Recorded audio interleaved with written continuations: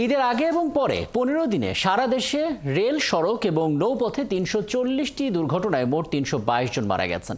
বিগত বছরগুলোর তুলনায় এবার ঈদে সড়ক দুর্ঘটনা 21.05%, প্রাণহানি 20.88% এবং আহতের সংখ্যা 40.41% কমেছে বলে জানিয়েছে যাত্রী কল্যাণ সমিতি। রাশেদ আনিসের প্রতিবেদনে বিস্তারিত।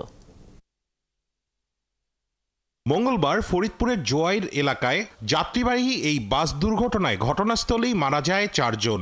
হাসপাতালে নেয়ার পর মারা যায় আরও 3 জন।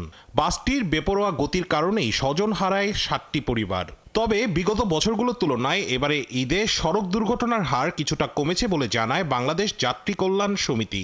সকালে সংবাদ সম্মেলনে ঈদ উল ফিতর পরবর্তী সড়ক দুর্ঘটনার চিত্র তুলে ধরে সংগঠনটি।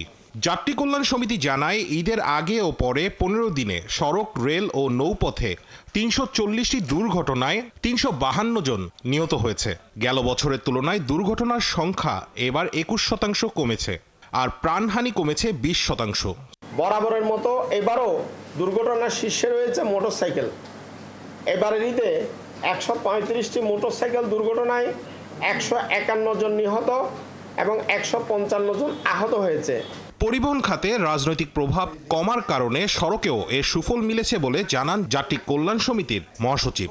এবার মালিক সমিতির একটা প্রভাব মুক্ত ছিল, অন্যদিকে আইন শৃঙ্খলা বাহিনীর একটা আন্তরিকতা ছিল। আমরা দেখেছি আইন শৃঙ্খলা এই পুলিশকে আমরা এইবার যেভাবে ব্যবহার করা গেছে, অন্যবার মালিকদের প্রভাবের কারণে ব্যবহার করা যায়নি। সড়ক দুর্ঘটনা এড়াতে সরকারের কাছে বেশ কিছু সুপারিশও করে সংগঠনটি। জাতীয় ও আঞ্চলিক মহাসড়কে রাতের বেলায় অবাধে চলাচলের জন্য আলোকসজ্জার ব্যবস্থা করা জরুরি। 3, দক্ষ চালক তৈরির উদ্যোগ গ্রহণ করা দরকার। যানবাহনের ডিজিটাল পদ্ধতিতে ফিটনেস প্রদান করা জরুরি। 4, গুরুত্বপূর্ণ জাতীয় মহাসড়কে সার্ভিস লেনের ব্যবস্থা করা।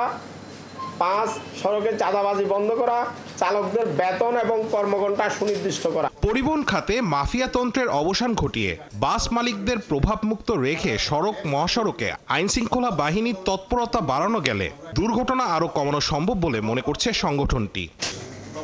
রাশেদ আনিস, 71, ঢাকা।